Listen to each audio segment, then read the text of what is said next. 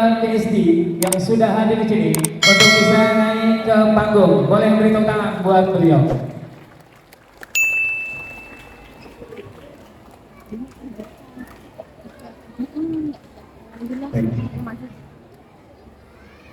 Sebelum narasumber memberikan materinya, izinkan saya sedikit membacakan CV dari beliau.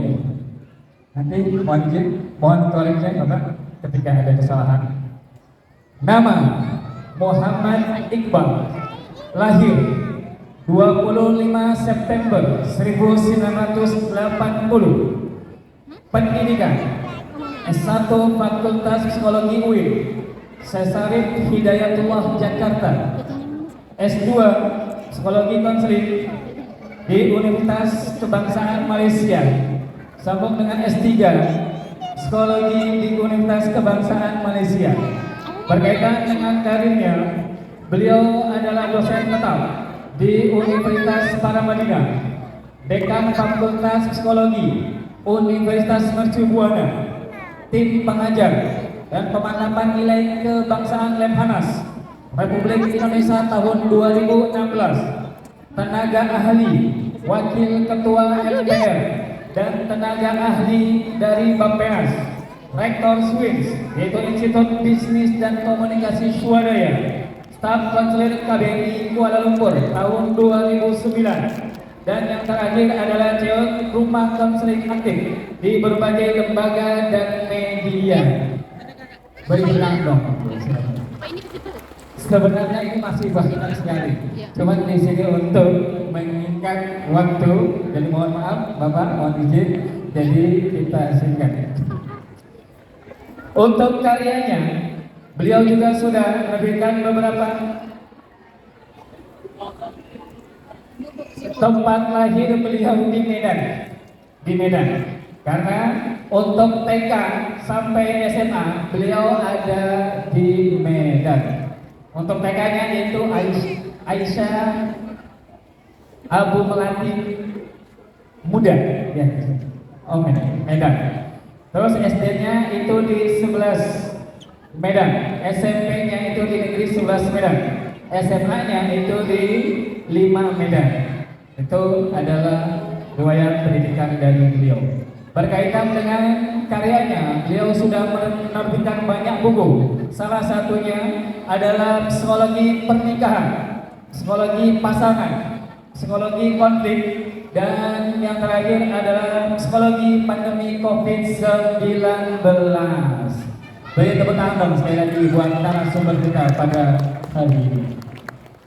Baik, hadirin tamu undangan yang saya hormati dan saya banggakan.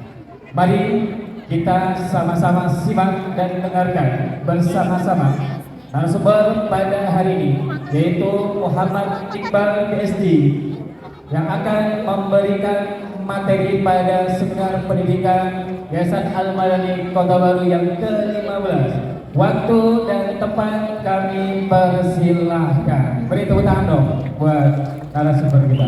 Terima kasih. Bismillahirrahmanirrahim. Assalamualaikum warahmatullahi wabarakatuh. Alhamdulillahirabbil alamin wassalatu wassalamu ala asrofil anbiya'i wal mursalin wa ala alihi wa sahbihi ajmain. Asyhadu an la ilaha illallah wa asyhadu anna Muhammadar Rasulullah. Bulan Ramadan, bulan penuh berkah. Banyak ibu-ibu pergi mengaji karena menjawab salamnya sudah semangat, tidak perlu diulangi sekali lagi.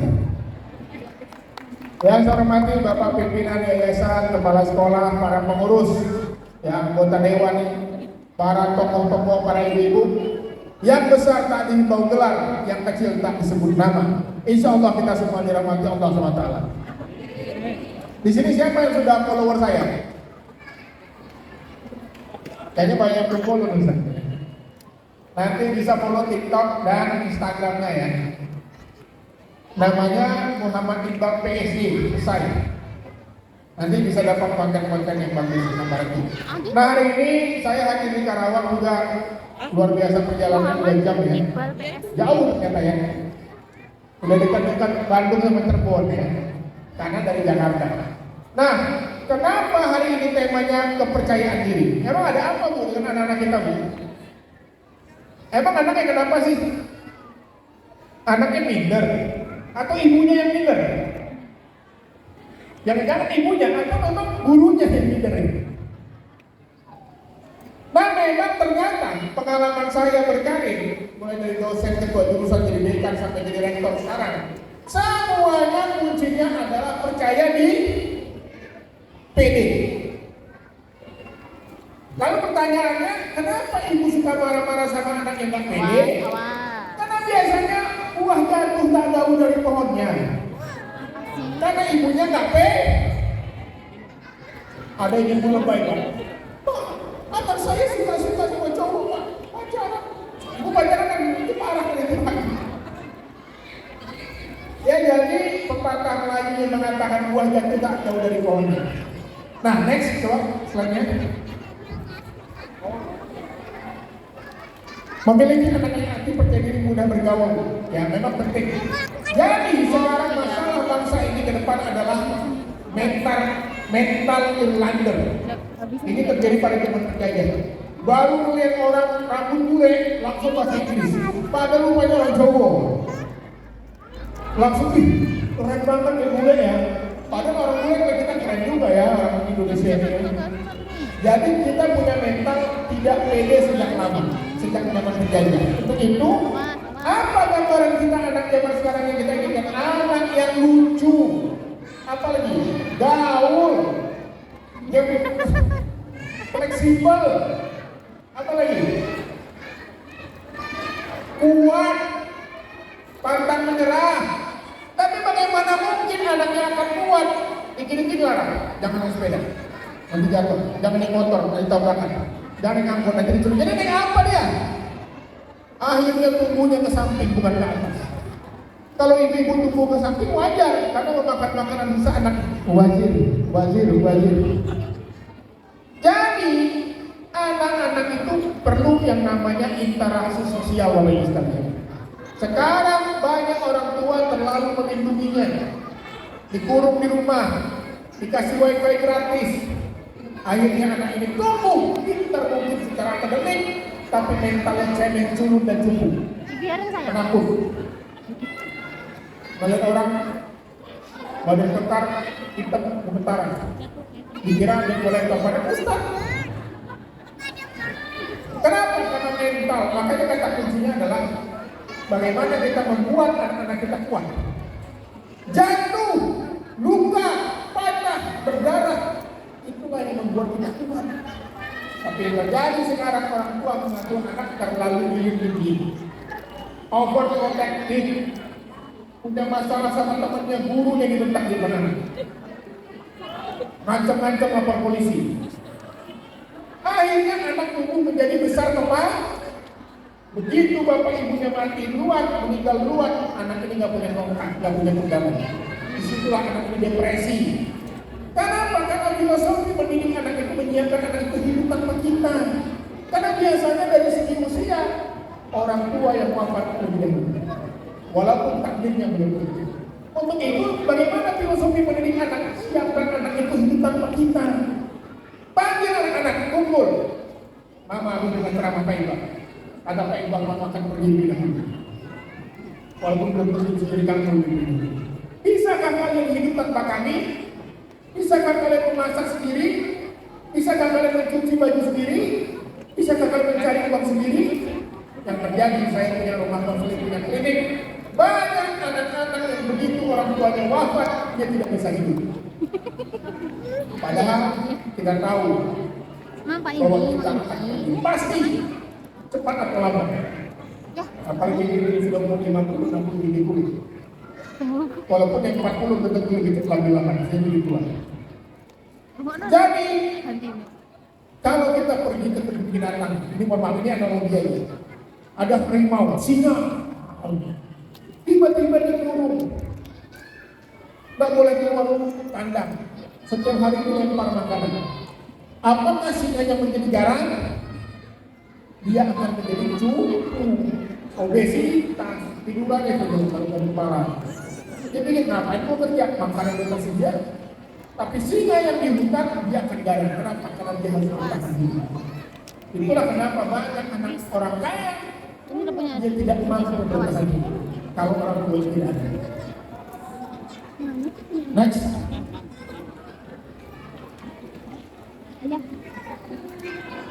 Adalah mengelola untuk kecil jadi nyaman dengan lingkungan benar-benar ini tidak secara semuanya. Banyak orang tua menginginkan kenyamanan itu tak bagi anak. Anaknya putih bersih cantik, lucu, tetapi tidak berani mengambil risiko. Lalu pertanyaannya apa yang terjadi Pak?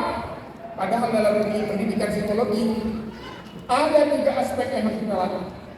Kognitif di sekolah, matematika, fisika, kimia, afektif mentalnya, perasaannya, emosinya, dan yang ketiga psikomotor fisiknya. Banyak anak-anak sekarang masih kecil sudah kena obesitas, sudah kena gula. Kenapa? Karena nggak pernah olahraga. Kayak saya walaupun lebar-lebar begini, saya alhamdulillah dan 5 sama hitam Bandung Karate Club. Kenapa? Itulah yang membuat saya sejak kecil selalu berani. Saya datang ke 21 negara nggak pernah bayar, haji 2 kali nggak pernah bayar, umroh berkali-kali gratis terus. Sekolah beasiswa, bukan saya karena pintar saja, tapi karena saya pandai bergaul, saya pandai berkomunikasi. Ibu jangan salah pakai guru-guru formal, jangan anggap remeh anak-anak yang pintar ngomong. Karena pintar ngomong itu mahal harganya Bu. Ada stand up comedy Bu, saya mengundang, atau enggak berapa sekali, setengah jam, 97 juta. Ada orang jago matematika 97 juta 2 tahun loh. Jadi itu semua kecerdasan, namanya kecerdasan verbal. Jadi untuk itu jangan diskriminasikan kecerdasan anak.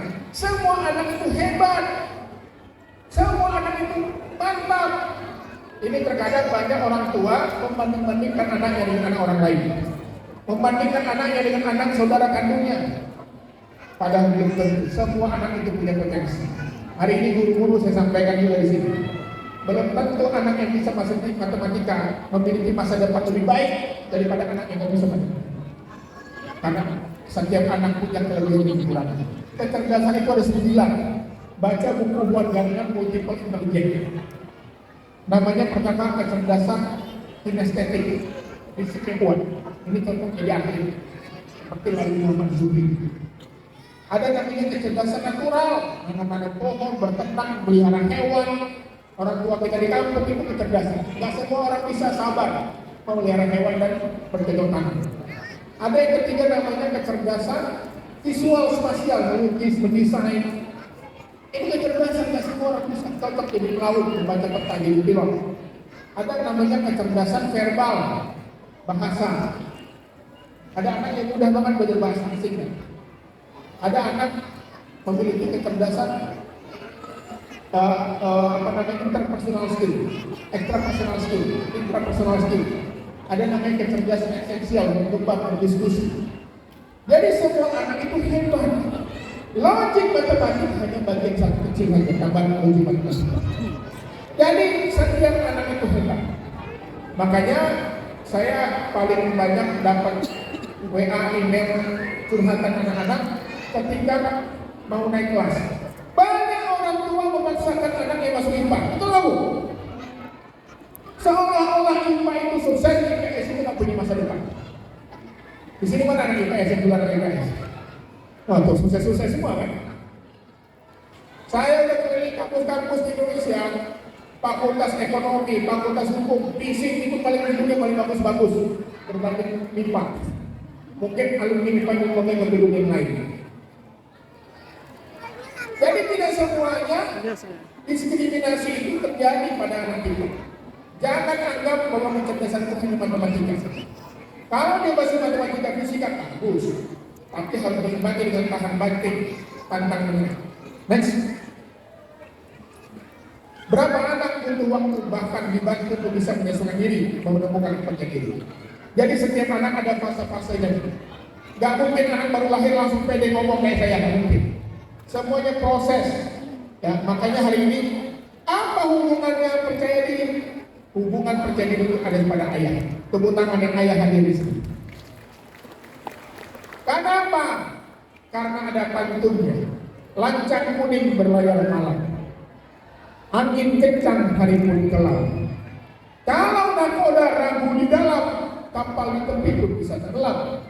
Kalau ayahnya penakut, gemetaran, uang sekolah belum dibayar, mama aja yang maju ke sekolah.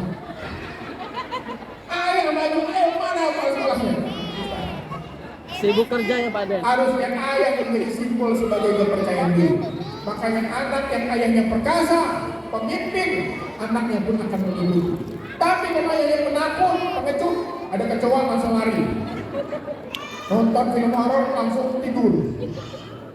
Bagaimana mungkin anak akan melihat simbol kepercayaan diri kepada ayah? Harusnya ayah-ayah berkata, ya, minta uang. Oh maaf, sebentar ayah pergi dulu keluar. Ayah mau kemana? Atau mau kemana? Yang penting ayah bertanggung jawab. Ayah siap mengambil resiko. Next. Ayah boleh nggak aku pergi keluar? Untuk itu, bagaimana cara menumbuhkannya? Salah satunya tadi adalah peran ayah. Anak harus dekat dengan ayah. Saya setuju. Kalau ada anak bermasalah yang disalahkan ibunya, betul nggak Bu? Yang ada soal ini. Kalau yang ada betul. Kenapa? Karena sesungguhnya banyak anak bermasalah karena lemahnya kepemimpinan para ayah. Banyak ayah-ayah yang tidak bisa mengajak anaknya bermain. Banyak ayah-ayah yang tidak bisa mengajak anaknya berkomunikasi. Banyak ayah-ayah yang tidak bisa menjadi contoh. Itu di luar, di sini bangun-bangun. Baru kalian harus jujur, berani datang ke pemimpin. Bapaknya, bilang bapak tanya, apalagi ibu, mau bersabar ya, bersabar sampai sedikit nanti sabar atau dulu. Yang dilihat anak itu dari orang tuanya apa? Konsisten. Perkataan dan perbuatannya sangat sama. Yang terjadi banyak ibu-ibu di Sumatera, makanya kalau berarti punya istri yang ustazah. Semua diterapkan anak baru kelas umur 2 tahun, ya tinggal istri nama muslim. Anak 2 tahun itu diajak bermain. Ya maka tapi untuk katanya kalau punya istri guru itu enak. Karena perempuan ini setiap hari mengeluarkan 25.000 baca per hari. Laki-laki ini 7.000 baca, makanya kalau punya istri guru itu lemes aja. Belum nggak punya kata-kata lagi. Tapi kalau istrinya hanya sumur kasur dan dapur, nah ini sedang jauh. Makanya bapak-bapak ajalah dia jalan, senangkan hatinya, betul nggak Bu? Nah, udah. Kata panitia atau kayaknya ikut saya diundang lagi. Next, anak mengintimidasi, meniru, role model, cara jalan, cara bicara, bahkan bapak-bapak hati-hati. Ada anak yang nggak pernah melihat ayahnya sejak lahir, karena ayahnya tinggal dia seperti Nabi Muhammad SAW. Tapi kata neneknya, kamu ini cara bicaranya, cara jalannya, karakternya persis seperti ayahnya. Itu yang disebut dengan faktor genetik. Maka kalau hari ini ayahnya bejat, ibu pun akan meninggalkan bekas-bekas itu. Kalau hari ini ayahnya baik, maka bekas-bekasnya akan kembali. Untuk itu hati-hati para ayah, karena faktor genetik itu berpengaruh. Role model cara makan kita. Kalau bapak suka makan naik kaki, anaknya juga kayak nyontoh ya. Kalau bapak suka bentak istrinya, anak pun akan membentak ibunya seperti itu. Untuk itu hati-hati dengan sikap. Ada dalam teori kepemimpinan namanya loyal dan royal. Tidak mungkin seorang pemimpin dapat anak buah yang loyal kalau pemimpinnya tidak loyal. Betul Bu? Tidak mungkin suami dapat istri yang loyal kalau dia tidak loyal kepada istri. Betul Bu? Makanya banyak orang bilang kalau istri sakit jangan dibawa ke puskesmas, makin meradang, bawa ke Kapumas. Langsung sembuh. Tetapi tidak mungkin juga suami akan royal kalau istrinya tidak loyal. Jadi harus saling antara royal dan loyal ini saling berkaitan. Termasuk dengan anak-anak. Bagaimana mungkin anak akan respect dengan ayahnya kalau ayahnya marah terus? Kalau ayahnya mukulin ibunya terus, kalau ayahnya bentak-bentak ibunya, anak tidak akan hormat. Makanya anak-anak kena narkoba, tawuran, free sex, hamil di luar nikah. rata-rata karena tidak harmonis, karena tidak ada lagi contoh di rumah tangga itu yang bisa menjadikan teladan. Tapi kalau ayahnya lemah lembut, sabar, anaknya akan hidup.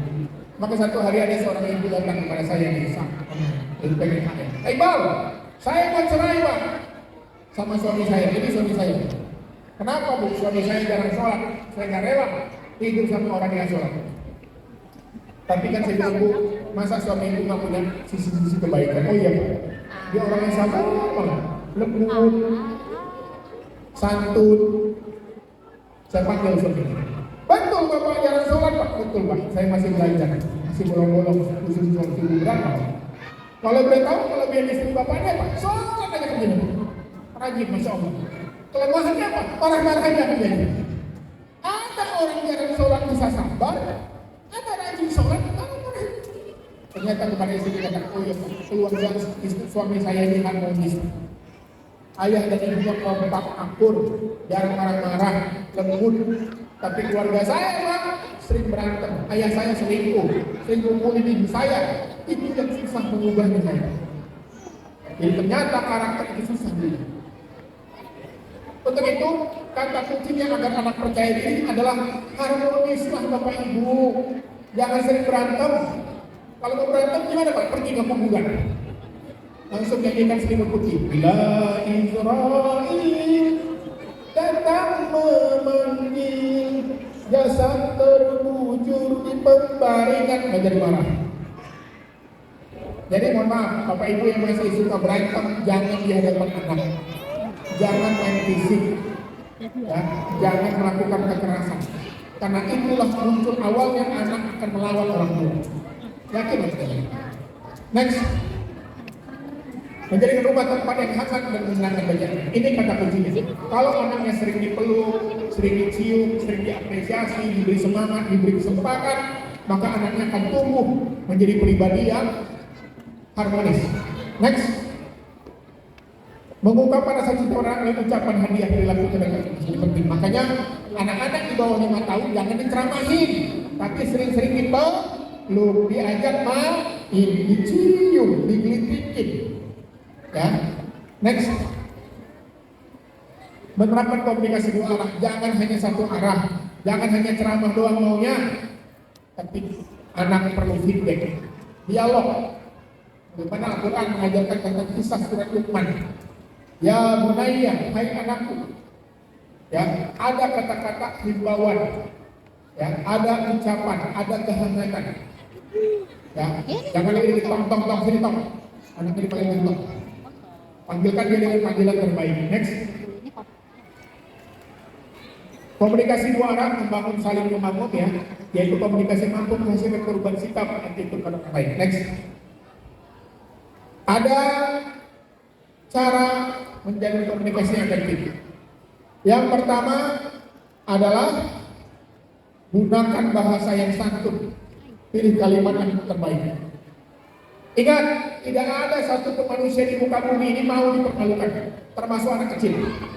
Jangan memarahi anak kita di depan teman-teman, di depan umum. Kalau mau marahin, ajak dia ke kamar bercerita, marahin dengan cara yang angsak dan baik. Yang kedua, hindari konflik dan cobalah sesekali masuk ke dunia mereka. Sekarang contoh, siapa yang anaknya kecanduan game? Anaknya suka main game memang ya? Maka cara terbaik salah satunya, ini salah satunya, coba Bapak main game sama dia. Masuk ke dunia dia. Siapa yang anaknya suka nonton film Korea, coba Bapak Ibu masuk nonton Korea. Tapi jangan Bapak Ibu yang kecanduan. Coba masuk ke dunia, dan kira-kira kenapa ya kok mereka suka? Memang game itu enak. Itu yang saya lakukan pada anak saya coba main game. Awalnya game kurang kerasa, lama-lama saya bilang, wah ini game yang benar. Gimana ya? Kita sholat dulu. Agak sholat. Oh gamenya ini bahaya. Gimana ya? Kita game bola aja. Game e-sport. Bola. FIFA. Akhirnya lama-lama itu meninggalkan game kekerasan. Kenapa? Karena ada yang merasa ayahnya gaul. Ayahnya memahami. Gaul. Itu yang membuat anak-anak menjauh. Kemudian jangan suka membandingkan. Apalagi membandingkan sama saudara kandungnya, kenapa ini kamu pesek? Kenapa kakak kamu mancung? Ibunya pesek, anaknya pesek. Kadang-kadang menghina anaknya, ya kan, kok kamu hitam sih? Lah, bilang kalau ibu ini nggak berkaca seperti. Jangan menghina fisik, karena itu makan dendam. Makanya banyak kisah anak-anak kalau orang tuanya sudah tua dikirim ke panti jompo. Saya tanya kenapa nak? Karena ibu saya ini selalu menghina saya waktu muda.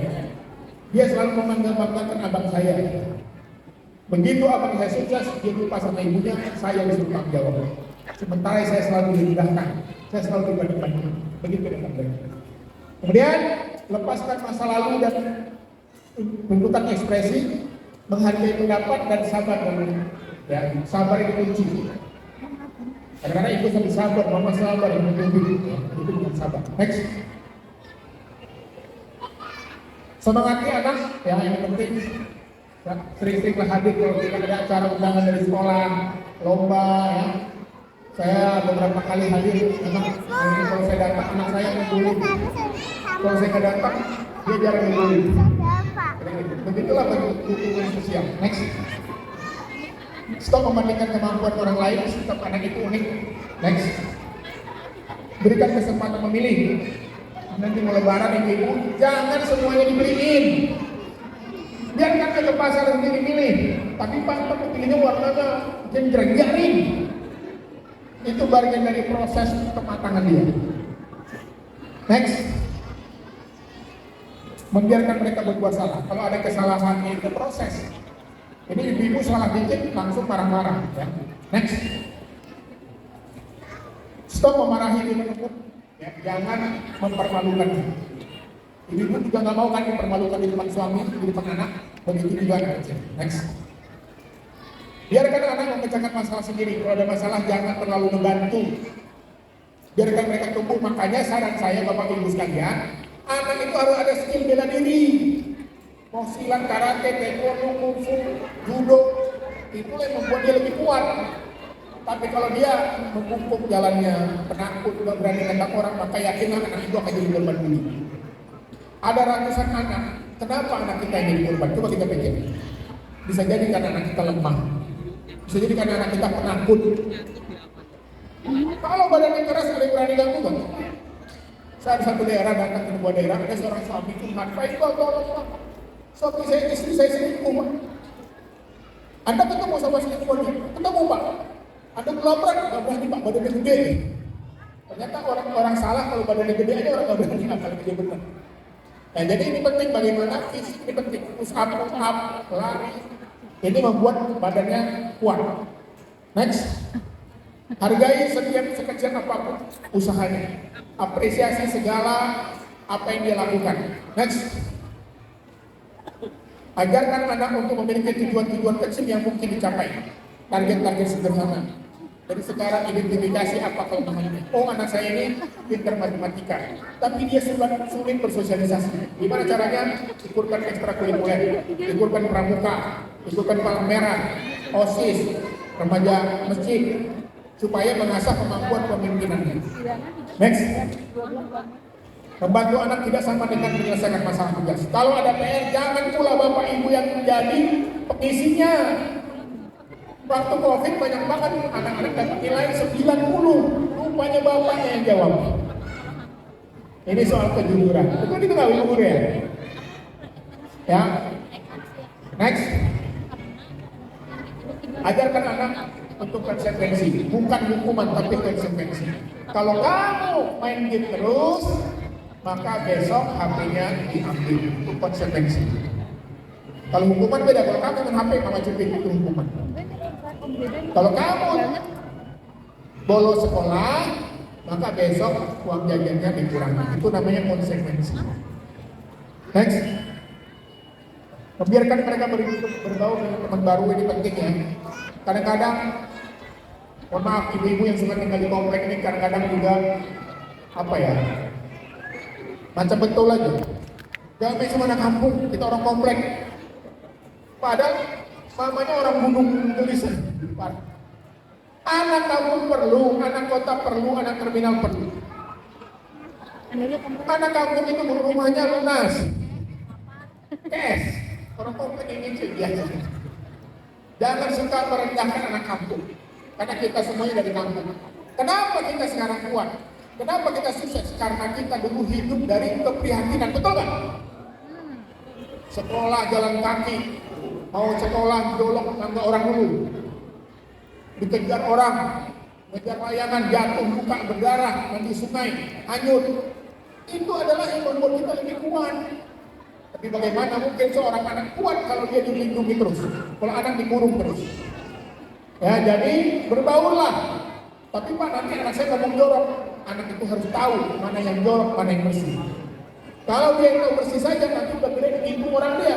Makanya banyak orang kena tipu dalam bisnis, dalam berusaha, dalam bekerja, itu karena dia terlalu culun cupu. Dia nggak tahu bukan orang jahat. Saya dari wajahnya ketahuan orang jahat. Bau-baunya ketahuan. Karena sudah saling bertemunya dengan orang jahat. Next.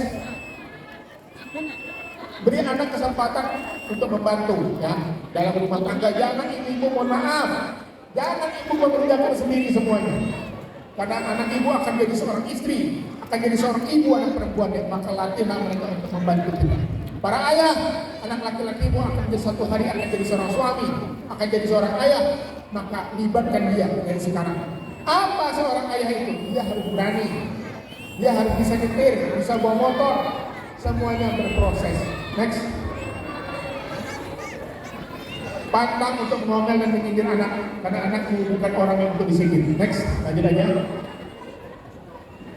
Tetapi juga tidak boleh terlalu over apresiasi. Ya, ini juga kadang-kadang lebay. Banyak ibu-ibu, makanya mohon maaf. Saya mengidentifikasi ada 4 anak yang berisiko bermasalah. Berisiko bukan berarti bermasalah. Ini kalau dipahami, salah paham. Yang pertama, anak tunggal. Sini ada anak tunggal.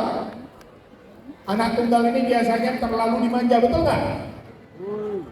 Yang kedua, anak yang jenis kelamin laki-laki satu-satunya atau perempuan satu-satunya. Ini biasanya dispesialkan.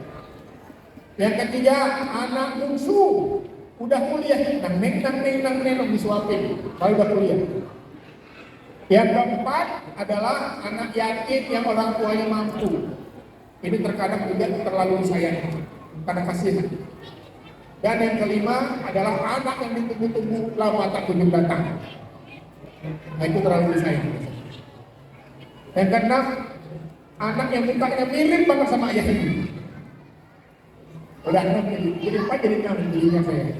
Jadi mereka berpotensi bermasalah kalau mereka terlalu dimanja. Kalau mereka nggak dimanja mereka kuat. Dari pengalaman saya menangani anak, saya identifikasi 6 tadi. Mereka yang terlalu dilindungi akan bermasalah di suatu hari. Kalau tadi anak yang mandiri sejak awal, mereka akan tumbuh jadi pribadi yang kuat. Next. Kenapa terlalu mengapresiasi diri lanjutkan? Karena harga diri tinggi, rendah diri. Kalau anak terlalu dimanja, terlalu dipuji, makanya banyak anak sekarang mengalami NPD. Apa itu NPD? Narcissistic Personality Disorder. Terlalu mencintai dirinya, nggak punya empati. Yang penting kepentingannya sukses, yang penting kepentingan tergabungkan, dia nggak mikir orang lain. Pokoknya aku harus kuliah di luar negeri. Dari mana aku yang lama kerja di pabrik, pokoknya aku nggak mau. Karena mereka selalu dipuji-puji dari awal. Makanya hari ini bapak ibu yang anaknya belajar Quran, menghafal Quran, ada namanya penyakit ain. Jangan terlalu membangga-banggakan. Yang ranking-ranking jangan terlalu bangga-banggain. Karena sesungguhnya semua anak yang hebat. Next. Pahami kepribadian anak kita memiliki kepribadian yang berbeda dengan anak-anak lainnya, termasuk dengan adik kakaknya. Karena setiap anak memiliki keunikan. Setiap anak unik. Next. Serumah sejiwa dalam fisik dan jiwa bangun komunikasi efektif ya. Jangan di rumah itu diam aja, harus ada komunikasi 2 arah. Next. Ajak anak praktik positif seperti hadir acara kajian dan seminar, termasuk camping ke alam. Kalau mau anak-anak kita kuat, ajak mereka ke alam, ke gunung, ke laut, ke lembah, karena disitulah mereka akan mengahami tentang fisik. Next. Siapa yang sibuk tiap hari tinggal berantem. Next. Harusnya tetap sibuk membangunkan anak untuk sholat subuh. Next. Kenapa susah subuh? Next. karena pola asuh yang salah di masa kanak-kanak karena kita merusak fitrahnya. Next. Siapa orang tua yang suka marah jika anak sekolah? Ya, jadi kita lebih suka marah karena anak ini terlambat sekolah, tapi tidak marah kalau anaknya bangun subuh, terlambat bangun subuh. Next. Terus.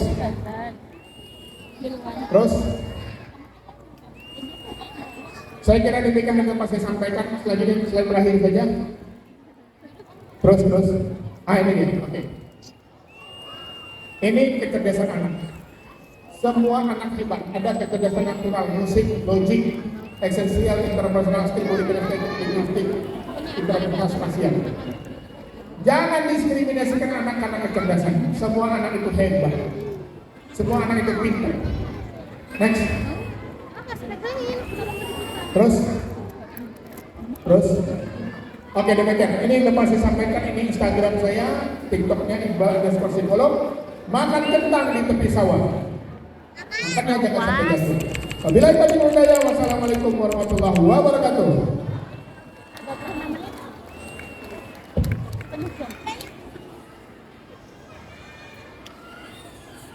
Baik, Bismillah pada Bapak Muhammad Iqbal PhD yang sudah memberikan materinya.